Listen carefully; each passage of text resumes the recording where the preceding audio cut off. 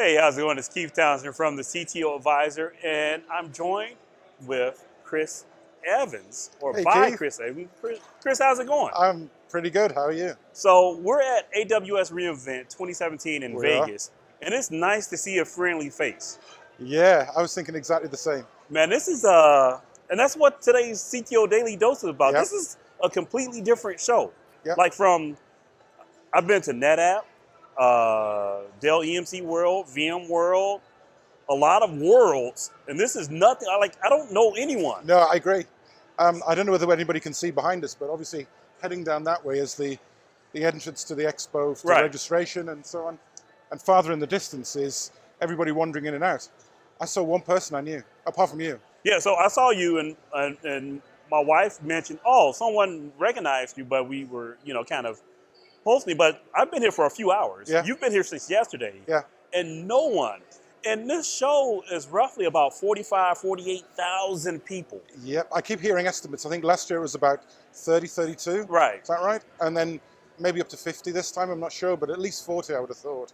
And to think that, and there are people sitting everywhere around this hall, there are people scattered everywhere. So you'd think we would see a few people we knew, at least a few. Yeah, so this is full-on Venetian. And if Yep. you're familiar with the Sands Expo, there's kind of this corridor that people come down as it's this crush. So if it can be a 20,000 person conference, Yeah. 50,000 person conference. That crush really doesn't change. No. But there's a crush of people. Normally, someone's yelling like, "Hey, Chris, Keith, how's it going?" Yeah. So what does that mean? And in fact, Yeah. actually, most of the time when I'm walking down, I'm looking at all the faces coming towards me Yeah. in case I miss people, because people say to me, "Oh, you didn't say hello," and you think, well, so I'm scanning every single face. Right. But here, I'm not seeing anybody. So I just look at that and think, is this literally a completely different audience? I think I play more in the infrastructure area. I So do too. Are these people developers, business people, not infrastructure? I guess they must be. Because we were talking about that. AWS's original customer was the non-enterprise infrastructure guy. Yeah. So not us. Yeah. And $18 billion run rate. I guess there's an awful lot of those people, a lot more of those people than there are, us traditional infrastructure people. It kind of got me a little excited because it all feels new. Our good friend Julian Wood from Wood, how do you pronounce Would this? IT work? Yeah, Wood IT Work. Yep. He's in a conference he's in a session talking about building resilient serverless applications across regions. Right.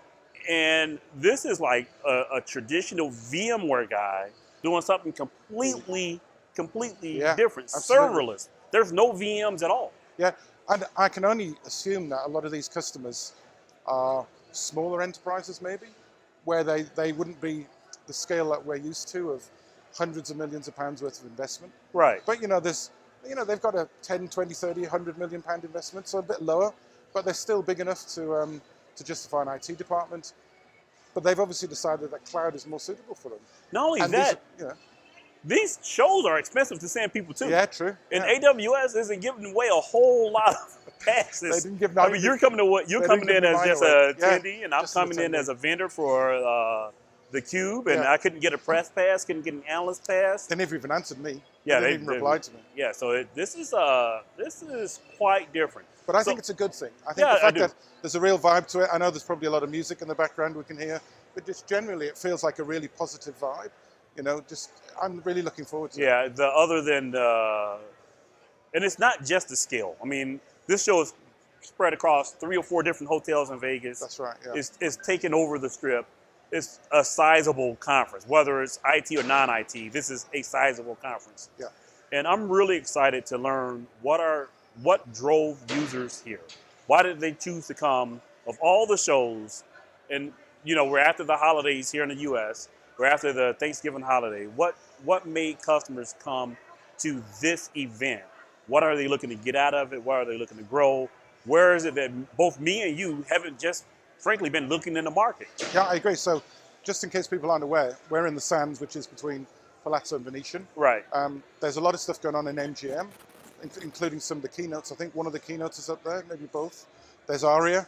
Where all the container stuff is That's happening right, in ARIA. yeah. There's Link, or at least the Link area, and probably something else I've forgotten as well. There's another one. Yeah. So there's a lot of stuff going on here. And it's been going on since yesterday. And you think there's obviously a lot more drag of people wanting to understand how to work with data, work with applications. It's not an infrastructure conference anymore, I don't Not think. an infrastructure conference at all. So I'm looking forward to this week. I'm looking forward to talking to customers. I have a dinner tonight with a couple of Fortune 500s to really understand how they're positioning AWS, but also penetrating this smaller market.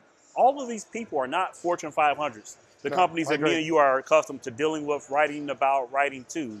And I'm looking to see what's driving, what's the motivator behind that.